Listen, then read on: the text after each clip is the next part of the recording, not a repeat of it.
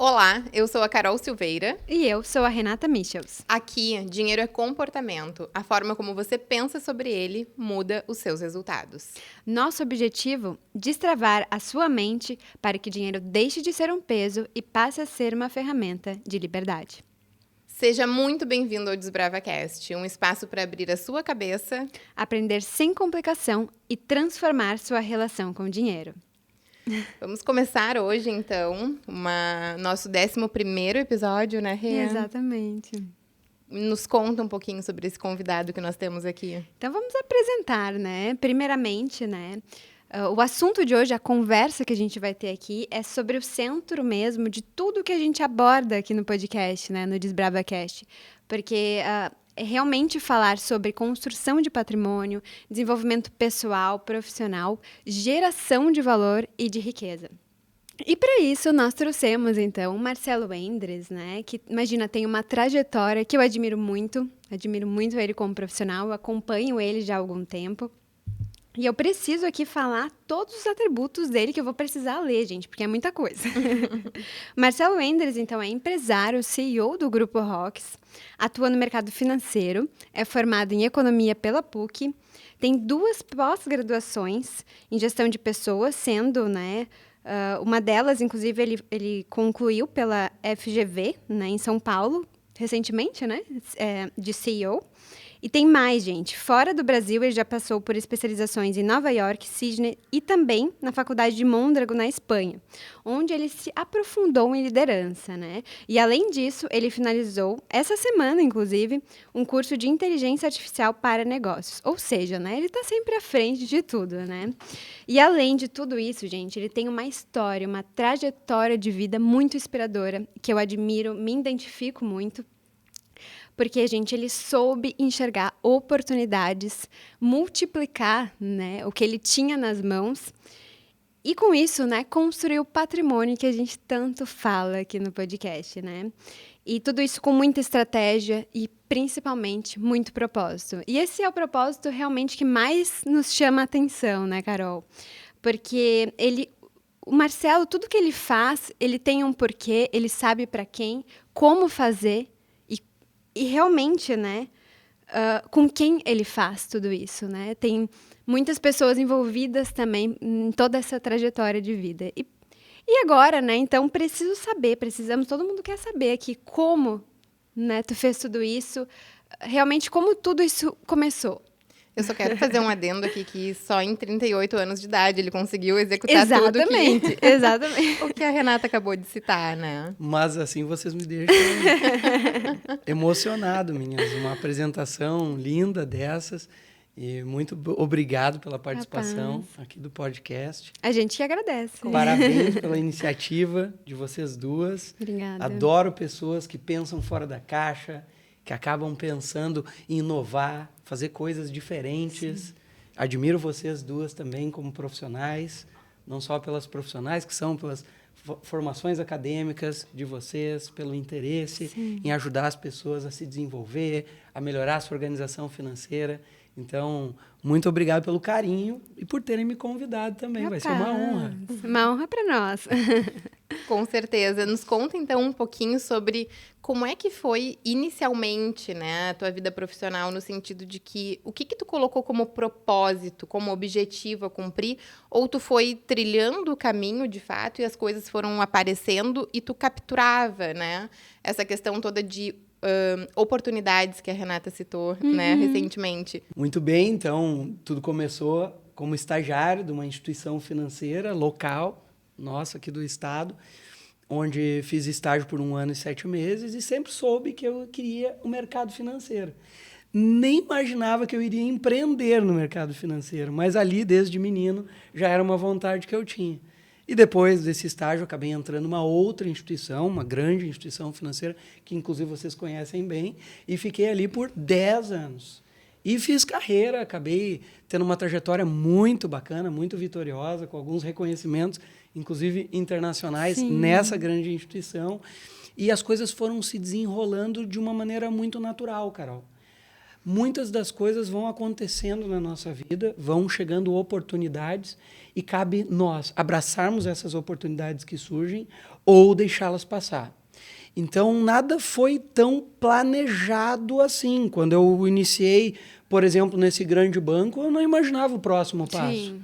Quando eu dei o próximo passo para o lado empreendedor, eu não imaginava que iria vir o segundo, o terceiro, o quarto passo, mas as coisas iriam se desenrolando e, obviamente, iria analisando e percebendo que era aquele o caminho mais certo a seguir. Então, eu acho que as coisas na nossa vida acontecem dessa maneira. Eu posso explanar um pouco mais aí para vocês ao longo do nosso podcast. Sim, eu preciso que tu nos conte de onde que vem esse propósito maior, né? Como tu realmente foi para essa parte, né, de sair do mercado financeiro, né, como tu começou, e realmente foi para empreender, né? Como que tu saiu disso, assim, né? A bacana é fazer os dois juntos, porque Sim. eu fiz continuei no mercado financeiro e empreendi no mercado junto, financeiro ao mesmo simultaneamente. Entendi.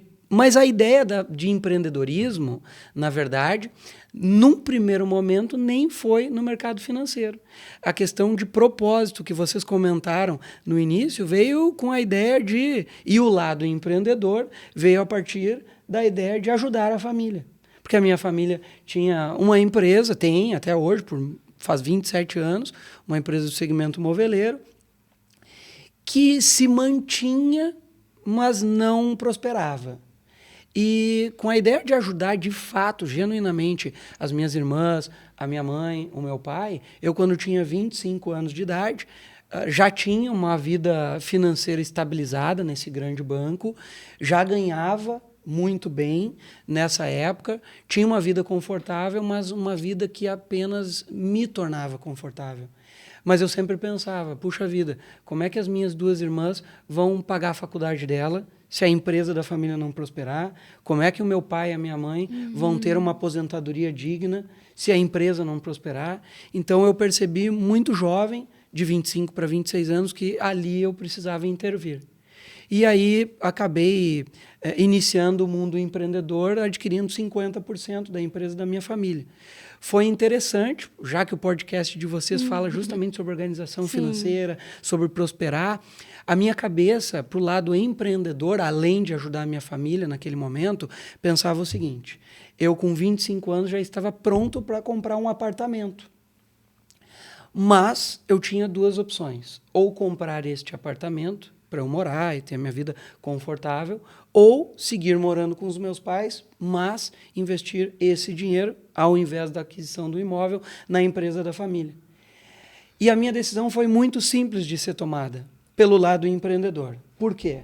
Imagina que, se eu comprasse o apartamento, não iria gerar a empresa. Sim. Porém, se eu adquirisse a empresa, posteriormente, a empresa iria gerar o apartamento. Exato. E foi de fato o que aconteceu. Realmente. E eu ali decidi empreender. Com 25 anos, eu acabei investindo todo o dinheiro que eu tinha na empresa da família.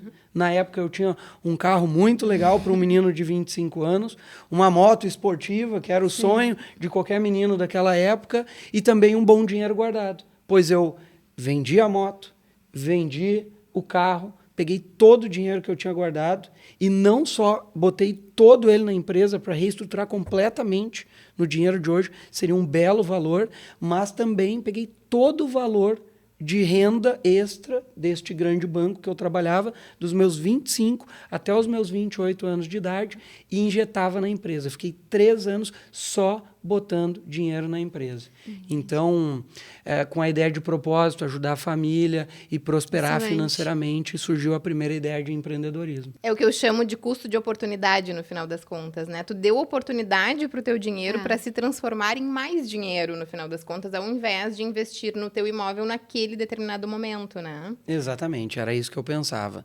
E, de fato, foi uma estratégia muito assertiva, porque esse apartamento foi integralmente pago pela empresa anos depois. Com certeza. Exatamente, excelente, né?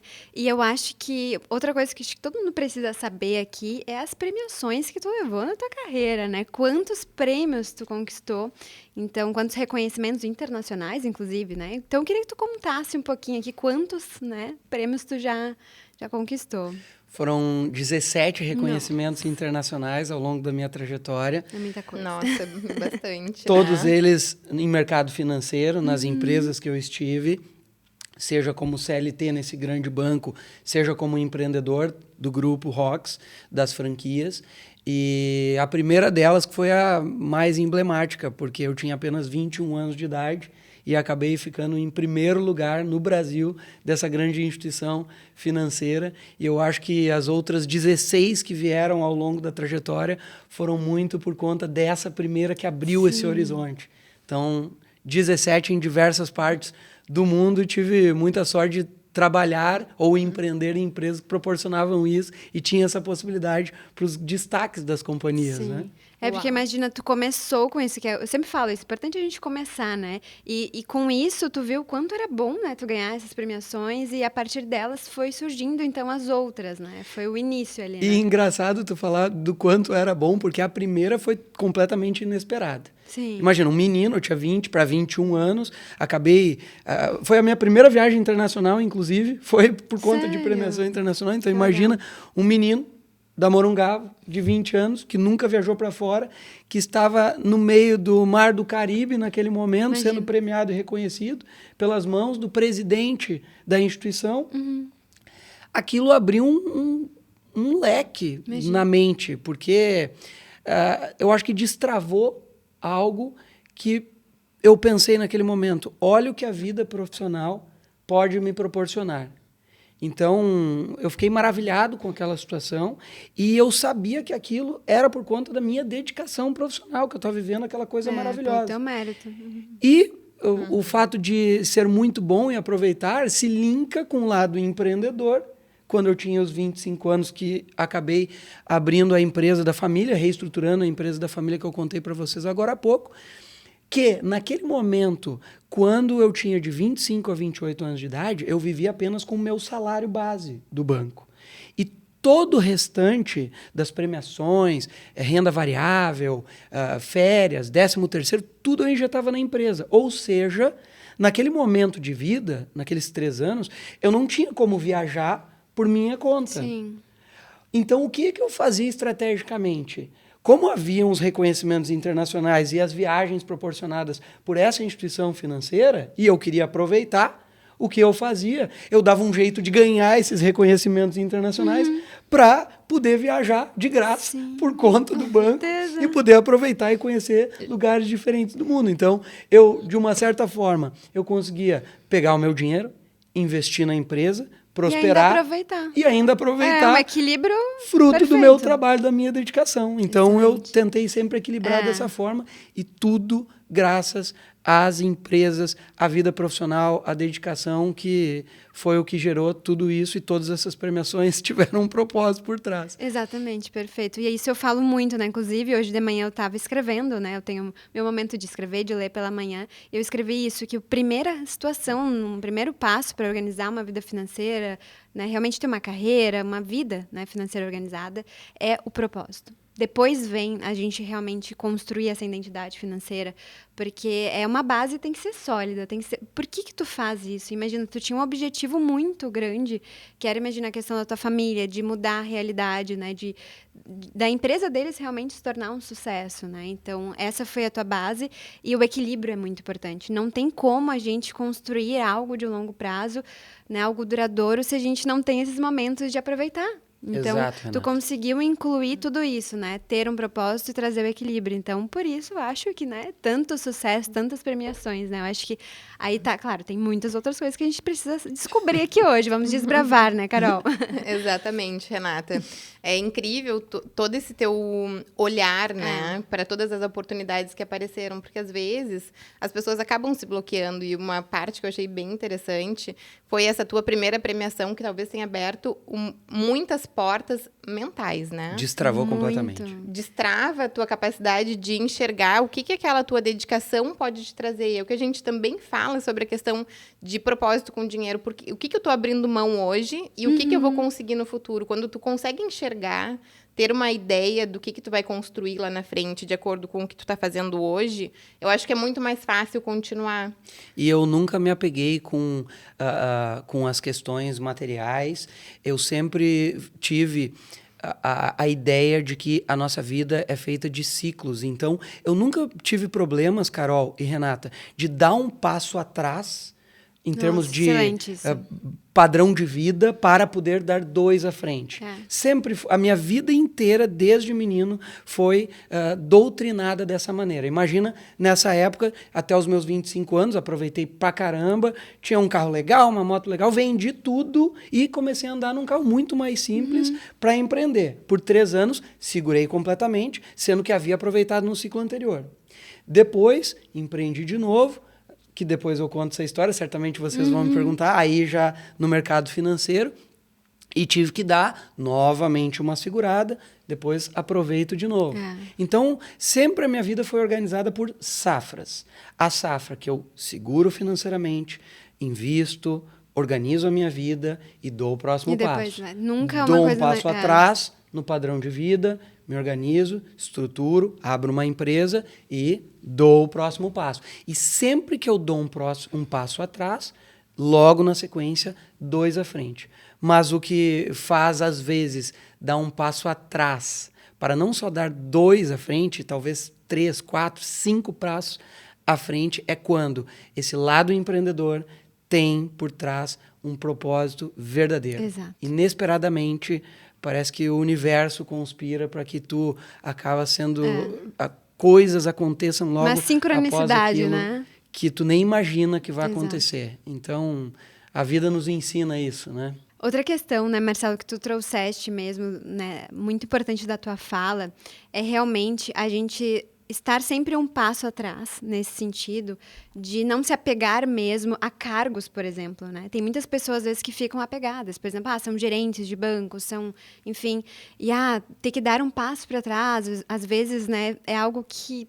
Né, isso pensando, né, dentro de uma empresa, né? E o teu caso, né, foi até em questão de empreender.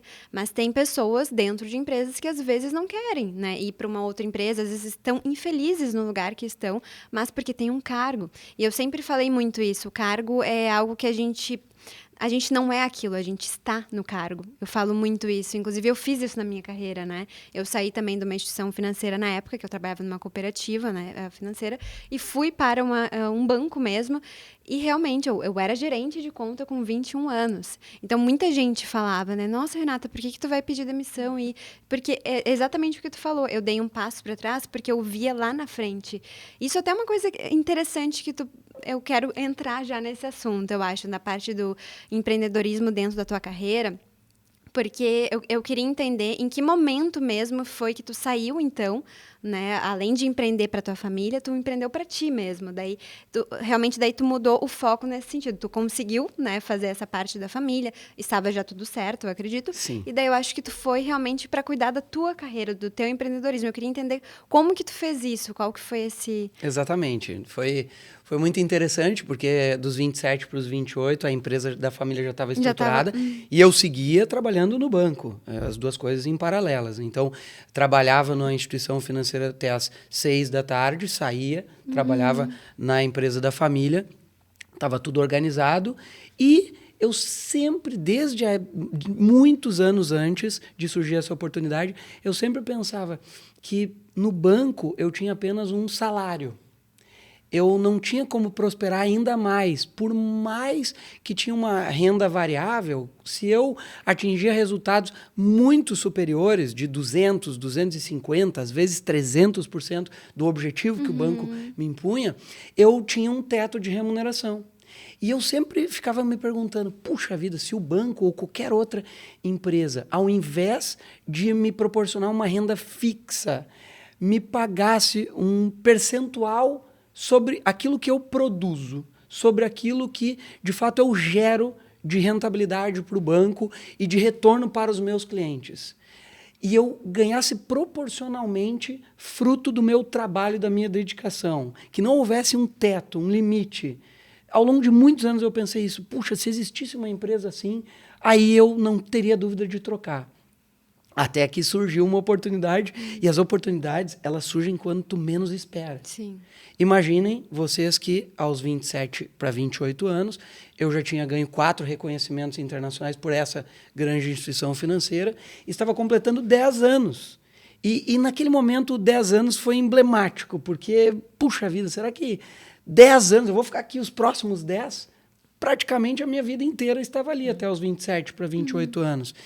E aí surgiu, do nada, uma oportunidade para empreender numa outra gigantesca instituição financeira americana, também do segmento, um segmento um pouquinho diferente da antiga, mas uma situação muito semelhante, de atender clientes, de acabar ajudando o seu cliente a se organizar financeiramente, que era uma coisa que eu já fazia, eu já sabia como fazer.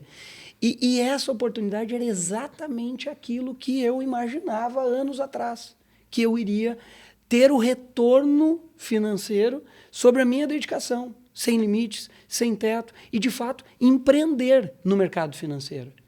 E quando eu identifiquei uma oportunidade onde eu podia empreender, abrir minha empresa num segmento que eu dominava, que eu já fazia há muitos anos, apesar de jovem, já era muito experiente naquilo, puxa, o que pode dar errado? Sim. Se eu vou empreender numa coisa que eu já entendo? Era só mesmo uma questão de coragem. E interessante que, como eu falei antes, as oportunidades surgem enquanto menos espera. Naquele momento, a última etapa da entrevista para empreender nessa instituição veio no momento que faltavam 2 dias para eu embarcar para o meu 4º reconhecimento internacional em Dubai, por essa antiga instituição Tu financeira. estava super bem, então, né? Estava no melhor momento da minha vida profissional. Eu ganhava um excelente salário para um menino de 27 anos, Imagina. ainda mais bom. Tinha uma carreira toda desenhada pela frente, certamente iria prosperar, iria virar, quem sabe, um cargo superior, iria ganhar mais, mas eu tomei a decisão de empreender e pedir desligamento dessa instituição 1 semana depois de voltar dessa viagem internacional. Ou seja, imagina, tu no auge da tua vida profissional, até então, é muito fácil tu tomar a decisão quando tu tá mal. É e tu verdade. trocar algo bom ou muito bom quando tu estás numa fase ruim ou numa empresa ruim. Não era o meu caso. Eu estava muito bem, numa fase extraordinária, inclusive recebendo um reconhecimento internacional. E dias depois eu chego para o regional e peço o desligamento. Obviamente ninguém acreditou.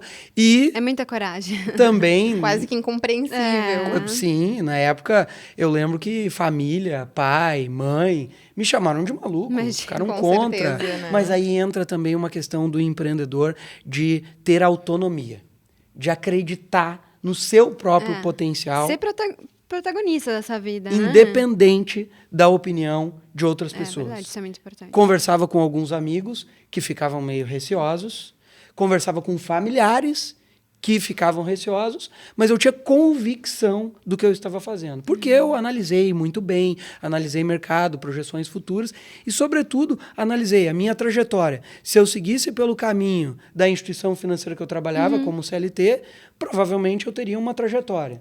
Eu analisei comparativamente como estaria a minha vida 10 anos depois se eu decidisse empreender. E olha que interessante. Uau. Semana retrasada, eu completei 10 anos empreendendo nessa situação, nessa nova etapa da nessa sua nova vida. etapa, nessa grande instituição financeira americana. Parabéns. Fechou exatamente os 10 anos. Sim. E hoje eu comparo a minha vida imaginando como estaria na época do banco e certamente E tá muito melhor? tá bem bacana. Marcelo, Não dá para reclamar. E uma questão bem interessante, eu acho, de trazer também é o momento da decisão, né? Eu acho que decisões, elas são muito importantes de serem tomadas na nossa vida. E a gente só começa a agir a partir da tomada de decisão. E provavelmente tu enxergou, de alguma forma, como tu citou, né? Que a tua vida estaria muito melhor. A tua decisão ela foi tomada, então, com uma visão de longo prazo, correto? Totalmente. E me conta uma coisa também que, em relação a toda essa tua trajetória, né? 10 anos dentro de uma instituição financeira, 10 anos agora, recentemente, empreendendo, como é que tu levou a tua vida em relação à tua rotina, né? Em relação à tua gestão de tempo, como é que tu sempre trabalhou tudo isso, visto que hoje tu é CEO? Sim. Visto que hoje tu é CEO, então, de um grupo, do Grupo Rox, e a partir disso tu tem...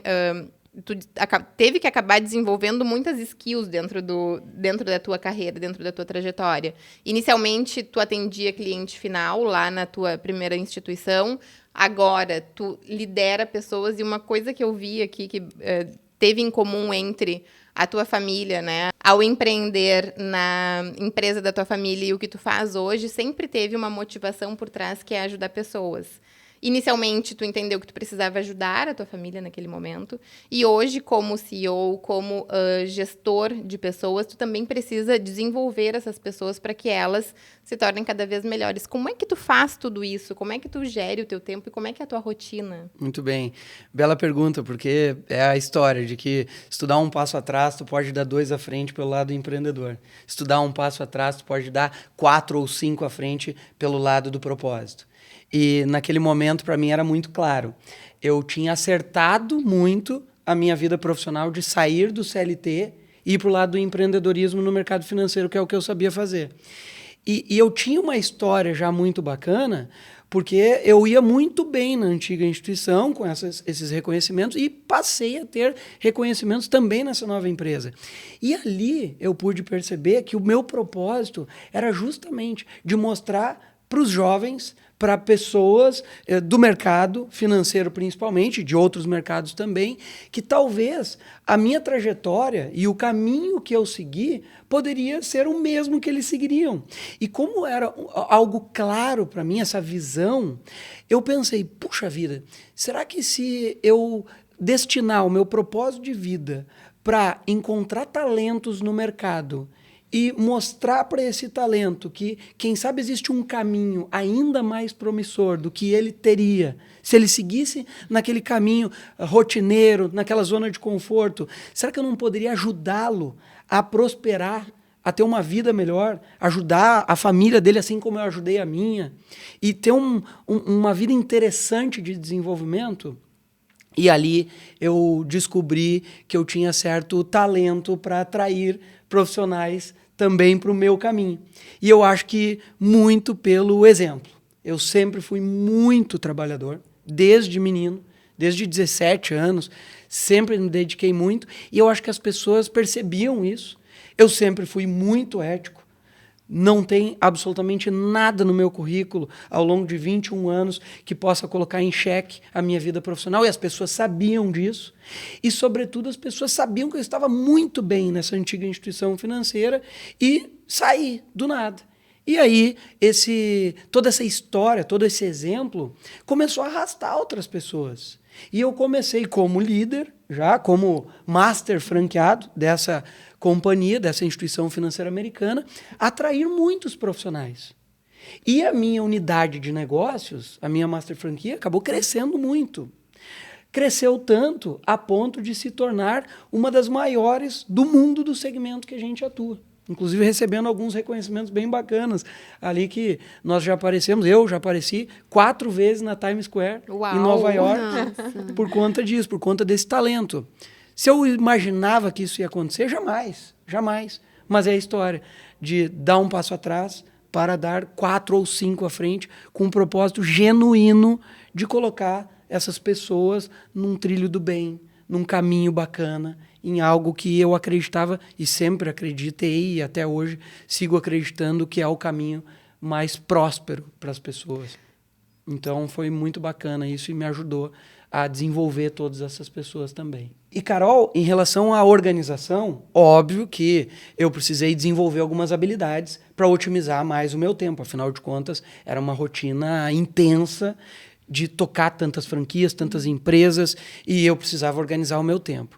E foi numa das especializações que eu acabei fazendo, nessa da Universidade de Mondragon, na Espanha, em liderança, que foi a extensão da minha segunda MBA, que eu acabei desenvolvendo uma técnica chamada matriz de Eisenhower.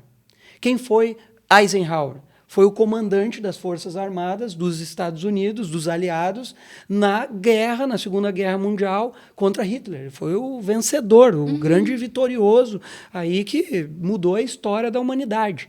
E eu fico imaginando Eisenhower, naquele momento, ao criar essa matriz, a quantidade de tarefas que ele tinha simultaneamente. Provavelmente, naquele momento, ele era a pessoa mais importante e mais atarefada do mundo todo. Claro. Tanto é que depois se tornou presidente americano.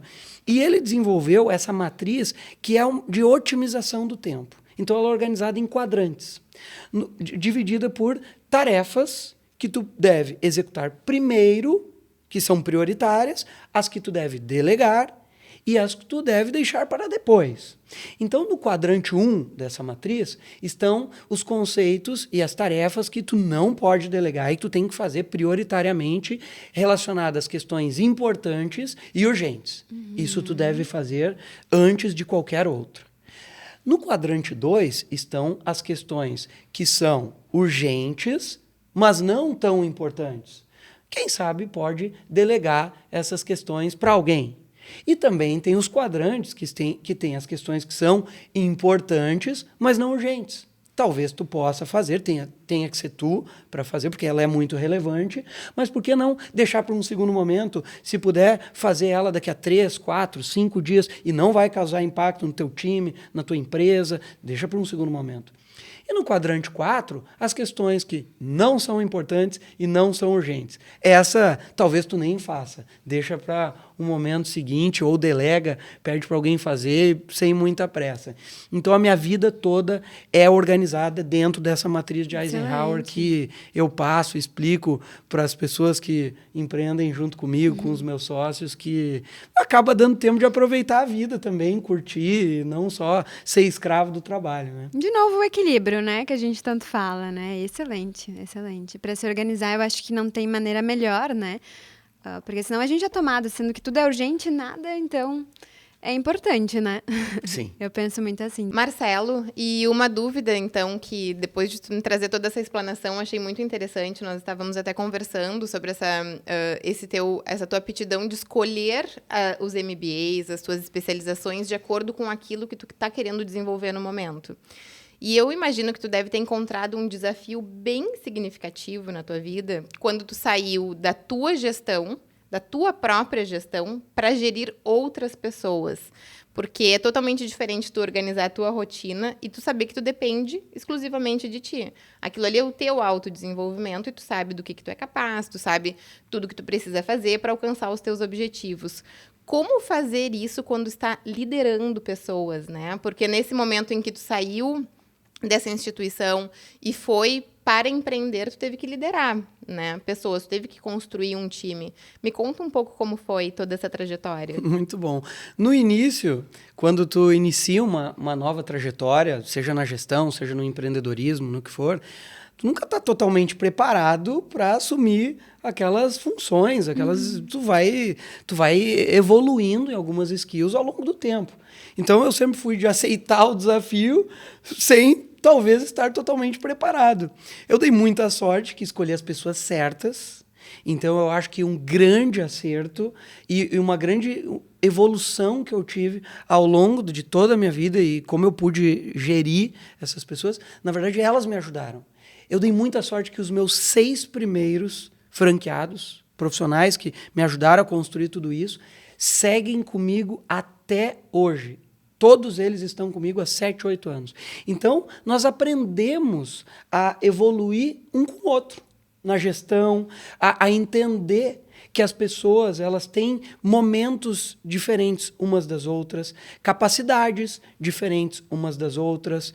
Eu fui entendendo isso ao longo do tempo, porque quando tu começa numa função de franquia, de empreendedorismo, de gestão, tu acha que todo mundo vai ter o mesmo ritmo que o teu. Mas não é assim, as pessoas são diferentes. Só que tu vai aprendendo isso conforme o passar do tempo.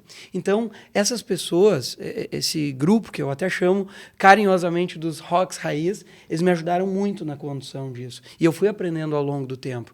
Que seria a mesma coisa que talvez eu tentar levantar peso. Imagina, vou tentar levantar um peso absurdo num supino. Sim. Sei lá, 80 quilos. Eu não vou conseguir. Por quê? Porque eu não tenho a capacidade de fazer isso. Talvez, se eu treinar muito ao longo do tempo, eu posso um dia, daqui a 1 ano, 2 anos, 5 anos, 10 anos, chegar lá. Mas eu preciso de treino, dedicação para chegar nesse nível. É a mesma coisa as pessoas. Elas não estão no mesmo momento de vida. Talvez elas se desenvolvam ao longo do tempo e cheguem num nível igual ao teu, à tua capacidade, ou até muito melhor do que tu. Agora mesmo, um desses franqueados teve o melhor desempenho no seu 8º ano. Então, naquele momento, talvez, ele estava se preparando para atingir o seu ápice.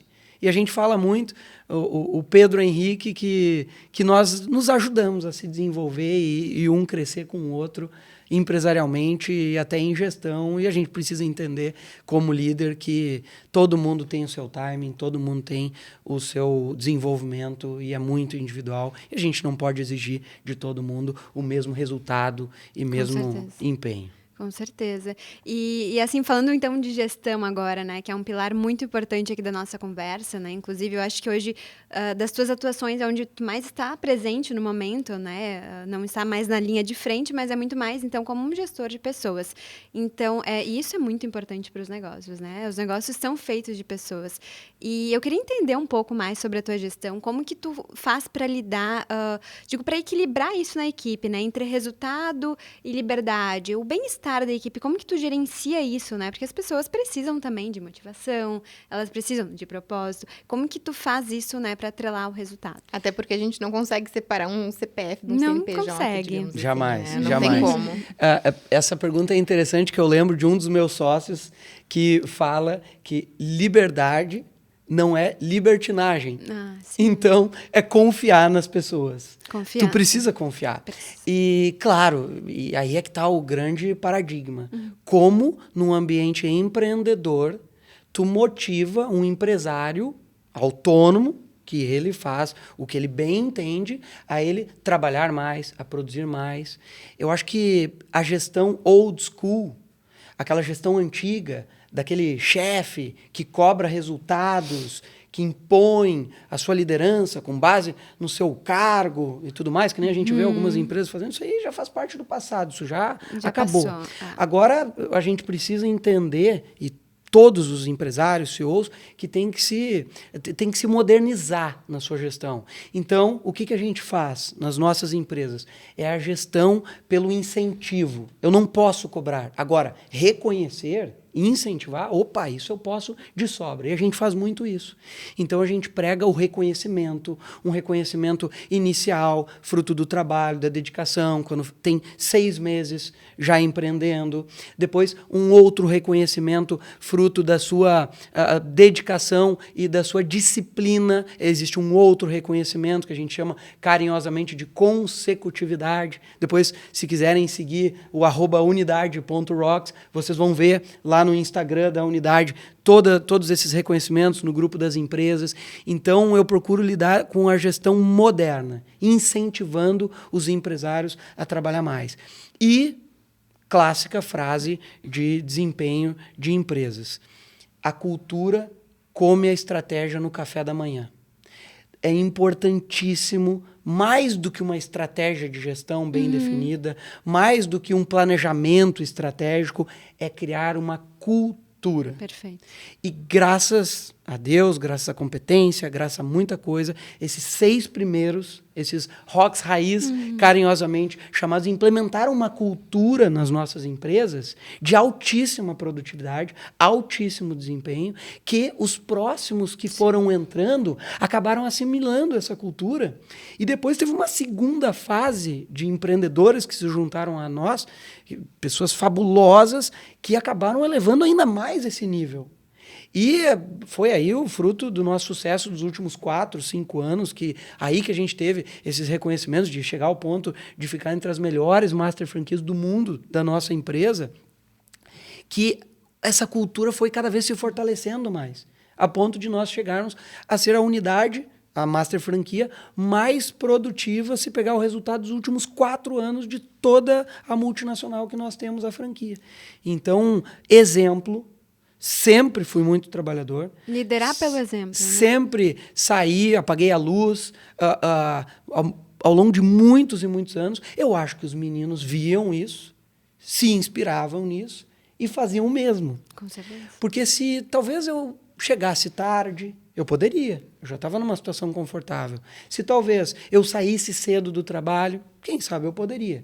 Mas e que exemplo eu estaria dando para eles? Então, mesmo num alto nível, mesmo as empresas estando indo muito bem, eu seguia trabalhando muito duro para criar uma cultura de produtividade. É isso que eu penso. E a cultura, eu acho que ela vem muito a partir do exemplo, né? Que é o que tu trouxe na tua fala.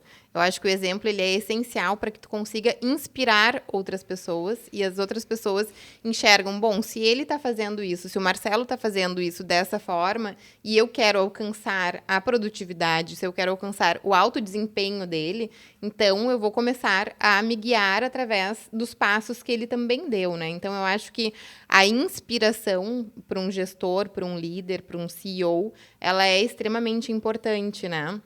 Não há outro caminho, Carol. É o único caminho. É o exemplo. Perfeito. Não existe uma outra maneira de liderar senão pelo exemplo. E eu quero te fazer uma pergunta aqui, que é sobre a liderança ainda, mas que ela foge um pouco dessa parte bonita, digamos assim, né? Eu acho que liderar por exemplo é algo muito significativo. Eu me inspiro em pessoas assim também. A gente sempre utiliza algumas pessoas para a gente se inspirar, né? Como aconteceu essa trajetória? E eu também, durante a minha trajetória, enxerguei alguns pontos de aprendizado nos meus erros. Às vezes a gente precisa também, porque se a gente só acertar, parece que a gente não vai aprender tanto quanto se a gente errar. Existe algum erro durante a tua trajetória que te ensinou muito nesse processo? Ou ainda existem erros? Me conta um pouco também sobre esse outro lado, né? Muitos erros. Muitos erros. É importante a gente acertar mais do que a gente errar. Perfeito. Então, óbvio que tiveram grandes acertos, seguem tendo, e bons erros, mas não nenhum erro que colocasse em xeque o negócio. Mas o erro, ele é fundamental para o aprendizado. O ideal é que tu aprenda com o erro dos outros e não com o teu próprio. Mas tu tem que cometer alguns erros para aprender muito. Inclusive, talvez o maior dos erros gerou o maior dos aprendizados e que gerou o melhor dos momentos da empresa. Em 2020, eu passei pelo pior momento empresarial, não só pela pandemia, mas sim por uma série de erros estratégicos da minha condução de captar os franqueados, os empresários com perfil equivocado. Por quê? Porque talvez, naquele momento, eu me achei um sniper, eu achei que eu poderia, entrevistando poucas pessoas, tirar daquelas poucas pessoas o melhor empresário, e não é assim. Tu tem que ter estatística a teu favor. O que isso significa? Tu precisa entrevistar um grande número de pessoas para tu ter o poder da escolha. E se tu não priorizar a qualidade das pessoas que tu traz para o teu negócio, tu vai acabar sofrendo em algum momento, e foi o que aconteceu em 2020. Então, captei empresários de maneira equivocada, e isso gerou um resultado em 2020 ruim. Bom, até que ocorreu uma grande virada de chave. A gente acabou implementando um modelo completamente diferente de negócios do habitual que a empresa estava acostumada naquele momento, fruto de uma oportunidade que a própria companhia, a própria multinacional nos colocou naquele momento, com um modelo de prepostos que é amplamente difundido dentro da nossa unidade de negócios, que acabou virando um case de sucesso e fez com que as nossas empresas elas crescessem nos últimos 4 anos mais de 450%. E veja bem, todo esse projeto, todo esse modelo de negócios surgiu a partir de erros, surgiu a partir de aprendizados, equívocos estratégicos que, bem assimilados, geraram essa estratégia e até mesmo essa criatividade de nós todos juntos criarmos um modelo que fez total diferença e que nos colocou num outro nível de negócios. Então, o erro ele é inevitável. Todo mundo vai. Essencial, né? O importante é como tu lida com o erro. Exatamente. E é o que tu vai fazer a partir disso. E né? aí, tu fica muito focado, às vezes, em melhorar somente as coisas que tu não é tão bom. E isso é importante. Mas mais do que isso, tu tem que identificar aqueles pontos, aquelas skills que tu sabe que é diferente. E otimizar ainda mais, intensificar, fortalecer aquelas qualidades que tu tem. Verdade. Eu sempre fui muito bom em atrair pessoas. Sempre fui muito bom em buscar pessoas que estivessem linkadas ao mesmo propósito que eu. E eu me especializei demais nisso. E busquei estudo, MBA, e até hoje sigo me desenvolvendo nisso. E intensifiquei muito isso e acabou dando muito certo esse negócio. Demais. E até acho que é importante trazer aqui, né, para quem está nos ouvindo, nos assistindo, como, de fato, o que tu busca, o que te chama a atenção nessas pessoas para te identificar, né, nessas tuas seleções, né? Tu deve fazer muita entrevista, né? Muito. O que de fato te chama a atenção? O que tu acha que são as habilidades que as pessoas têm que ter, né, nesse momento, tanto para o mercado financeiro, né, ou no geral mesmo, né? Boa. Belíssima pergunta, Renata. É óbvio que isso nunca é uma ciência exata. Mas existem maneiras quase que matemáticas de diluir o risco de contratar alguém equivocadamente. Ou captar um empresário para ser teu parceiro de negócios de maneira mais assertiva. E mais do que formações acadêmicas adequadas, o grande profissional, ele tem, além daquele brilho no olhar, aquela força, aquela energia diferente, tu tem que avaliar essas qualidades, principalmente a energia desse profissional. E óbvio que fazendo uma entrevista adequada, porque se vai perguntar para a pessoa, tu te considera uma pessoa trabalhadora? A resposta vai ser... na entrevista todo mundo Na entrevista todo mundo lindo. um fenômeno. Né? Então, tu Exato. tem que fazer as perguntas certas para extrair a verdade. E eu acho que esse modelo de negócios que nós temos, ele é extraordinário até para isso. Porque tu consegue identificar em uma das etapas do processo se tu realmente está falando com alguém diferenciado, que tem uma energia adequada, que tem uma recuperação psicológica adequada. Como assim uma recuperação psicológica? Erros e momentos ruins todo mundo passa. O importante é saber como aquela pessoa, aquele teu entrevistado, ela reagiu àquele momento ruim da vida dela ou aquele equívoco que ela cometeu. Você teve resiliência, no caso. Se ela teve a competência de dar a volta por cima, de assimilar o golpe sofrido e dar a volta por cima e crescer e aprender com aquilo. Então, existem maneiras de tu conduzir entrevistas para identificar isso. E recuperação psicológica é uma das principais características de um profissional de sucesso. Excelente. Então, eu procuro identificar muito isso e, sobretudo, existe uma métrica, uma frase clássica que eu uso que levo para a minha vida. Conduta passada reflete conduta futura. Com certeza. Se a pessoa, ao longo da sua história, ela sempre foi muito dedicada, ela sempre foi muito aguerrida, ela sempre foi muito ética, ela vai continuar sendo, ela não vai mudar.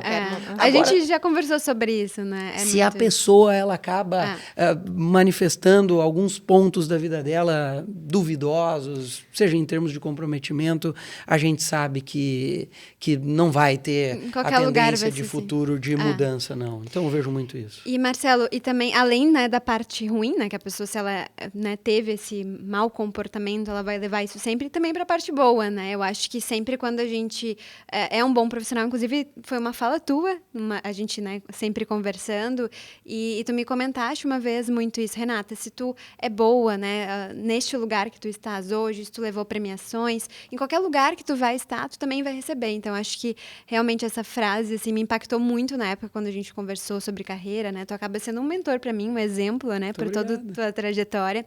E até eu acho que aqui, como um outro ponto que eu acho que é muito importante trazer sobre a gestão, é como de fato tu faz, porque, claro, isso é a captação, né, de novos talentos, digamos assim, né, para o teu negócio, mas também tem a parte da fidelização, desse monitoramento, desse, como é que eu posso te dizer, de realmente de tu manter aquele profissional tanto motivado, né? Eu sei que tu comentaste ali sobre a parte, né, de incentivos, né, reconhecimento, mas eu acho que tem outras coisas também que eu queria entender. Por exemplo, tem profissionais que são os medianos, né? Tem os profissionais que eles estão abaixo dos medianos até, né? Eles não estão conseguindo entregar e às vezes, enfim, e tem os que estão entregando muito, né? Então, eu queria entender como é que tu faz esse gerenciamento desses profissionais que tu mesmo comentaste, que às vezes eles não estão no mesmo momento e tu precisa que, por exemplo, motivar esses que estão para não, né? Enfim, como tu faz isso?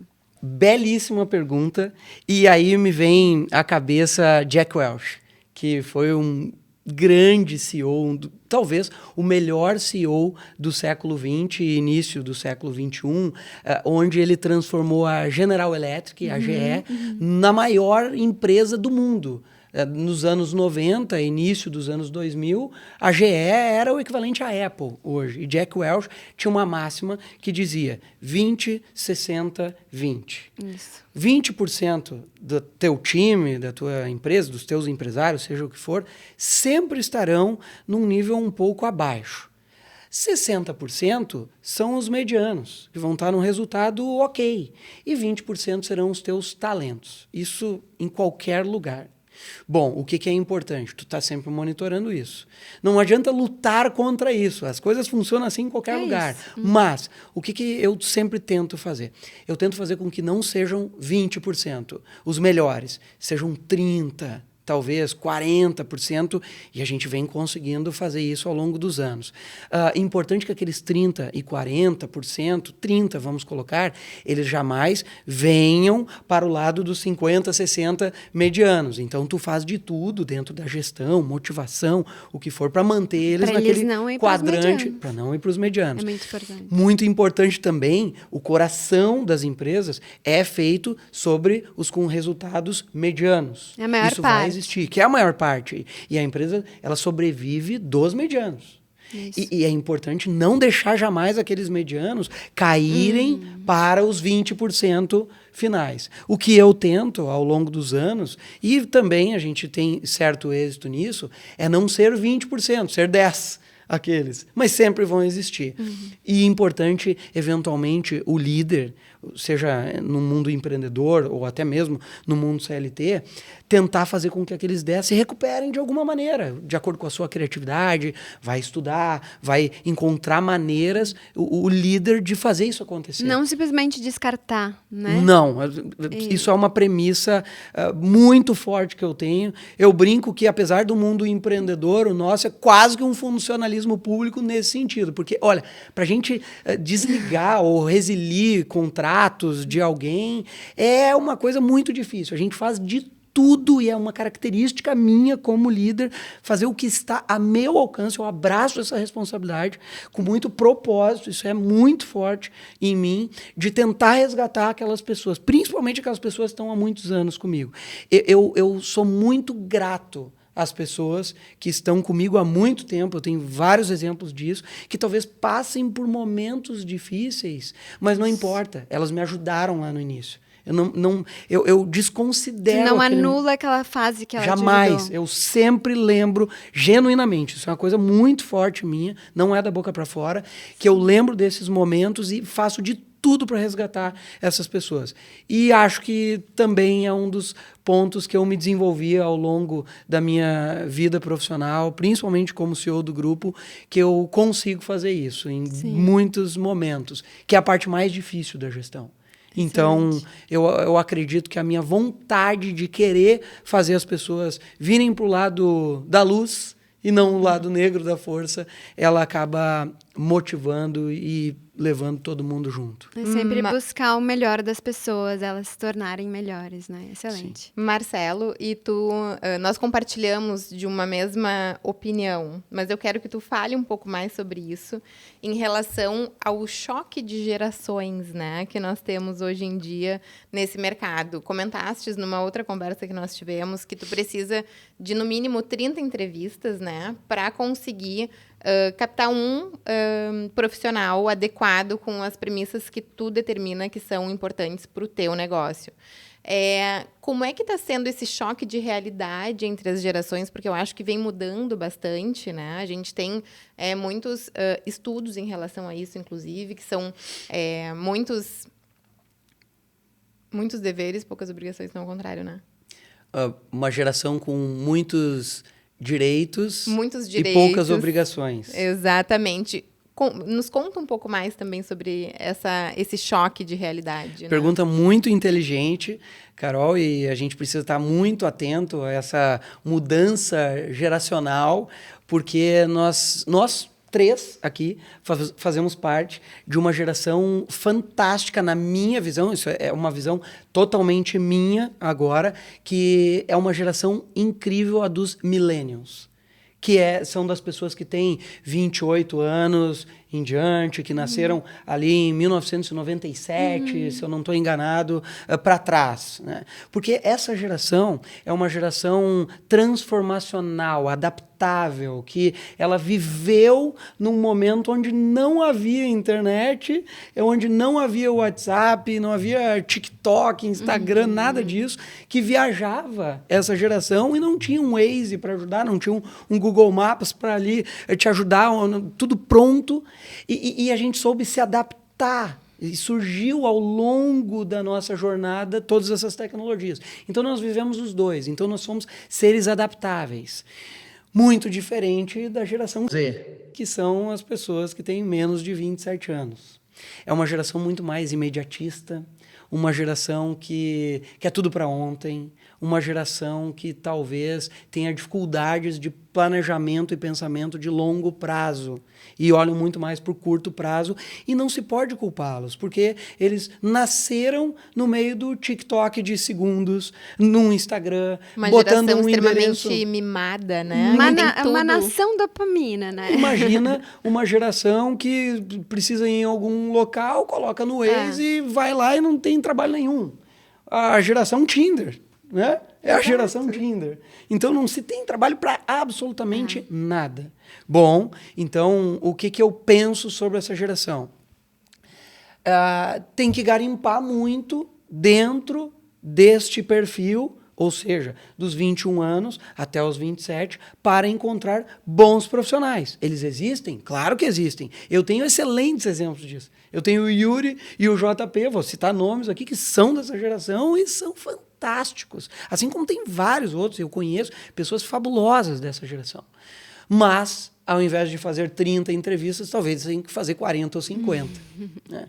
Então, eu acho que esse mundo de imediatismo dessa nova geração é uma maneira que o CEO precisa se preocupar, se modernizar, e talvez é por isso que vocês anunciaram ali no início que a minha última formação agora foi inteligência artificial, que a gente precisa estar atento a essa nova geração, transformar as nossas empresas, afinal de contas, nós precisamos dessa geração mais imediatista. E se as empresas não se adaptam com tecnologias e outras questões que eu estou me aprofundando muito e tentando implementar isso nas nossas empresas, aí a empresa não prospera para o futuro, porque a gente precisa disso. Excelente. Pensando sempre à frente. Então, Marcelo, eu acho que, nossa conversa foi muito boa. A gente poderia ficar aqui muitas horas falando, né? Tem tantos assuntos. Então, como fechamento, né? Eu acho que é muito importante aqui tu nos passar o que de fato, né? Tu deixa assim como um conselho mesmo, para quem está começando a empreender, e até mesmo, né, eu gosto muito de falar sobre isso, a gente tem que empreender em qualquer lugar que a gente está. Inclusive, né, eu também tenho MBA em gestão de vendas e negociação, e eu acho que a gente vende o tempo todo, a gente negocia o tempo todo. Então, não somente, então, um recado para quem está empreendendo mesmo no seu negócio, mas que quer empreender na vida, em qualquer lugar que estiver. Qual que é o conselho que tu deixa para essas pessoas? Muito boa pergunta, Renata. Eu tenho algumas premissas muito consolidadas sobre quais os tipos de negócio e perfil que eu me meteria, empreenderia, e outros que eu jamais iria fazer. E vou dar alguns conselhos de acordo com algumas convicções pessoais. Primeiro, jamais se deve empreender, principalmente pela primeira vez, a sua primeira empresa, a sua primeira mudança de CLT para empresário, em algum negócio que tu não entenda. Muito pelo contrário, se meta em negócios que estão dentro das tuas habilidades, que tu domine. Por exemplo, quando eu acabei entrando no segmento financeiro, no empreendimento de segmento financeiro por franquias, eu já entendia desse segmento, já era uma coisa que eu fazia, já era o meu habitual. Eu só troquei o CLT do mercado financeiro pelo empresarial do mesmo mercado financeiro. Tu já empreendia onde tu estava. Então, não era uma grande mudança. Então, ou você empreende em algo que você domina, ou que tenha uma pessoa da sua extrema confiança que domine muito o assunto, que foi o caso da minha família, que eu tinha a minha família inteira que já fazia aquilo há muitos anos e que, apesar de eu não ser especialista naquele assunto, tinha pessoas que iriam fazer isso para mim. E fiz isso em diversos momentos da minha vida e faço até hoje.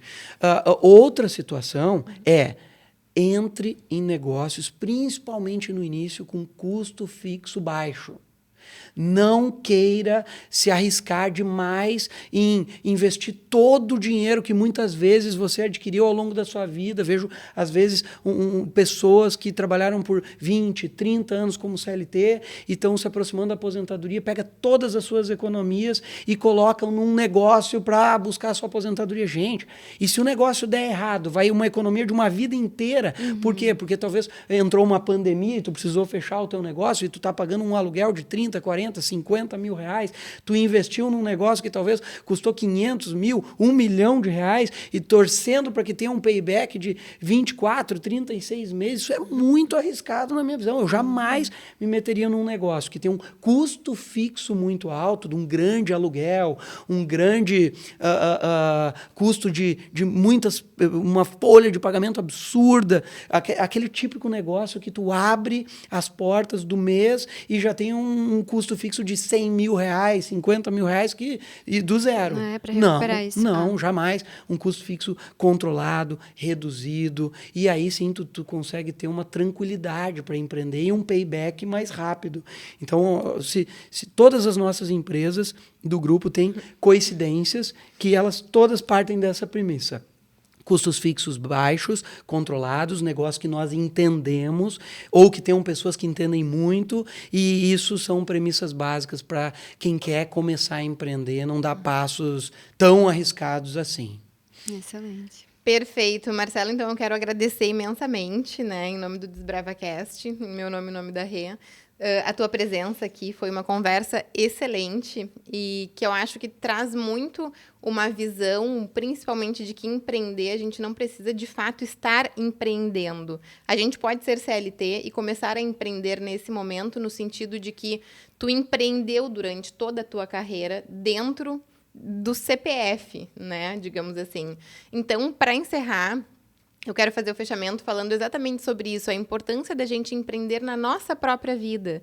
E eu não estou falando sobre o empreendimento de fato, né, abrir um CNPJ, e sim da gente levar para a nossa própria vida a importância que é ter as responsabilidades do autodesenvolvimento, a autorresponsabilidade dos seus próprios, da sua própria tomada de decisão em relação a todos os passos que a gente dá na vida, né? Então, eu quero agradecer imensamente. Muito obrigada pela tua participação. Eu acho que a gente teria muito mais ainda para conversar. Ficamos para um próximo momento, quem sabe, né, Marcelo?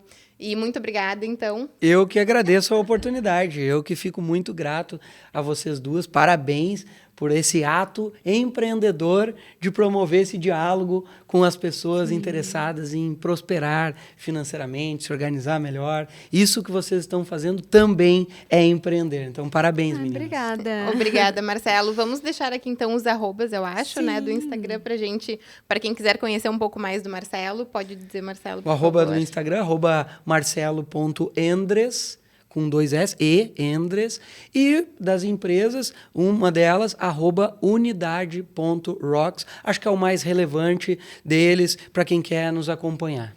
Excelente. E não esqueçam de nos acompanhar também nas redes sociais, @desbrava.podcast, @Renata Michels. E @Carol Investimentos. Muito obrigada e até a próxima. Até!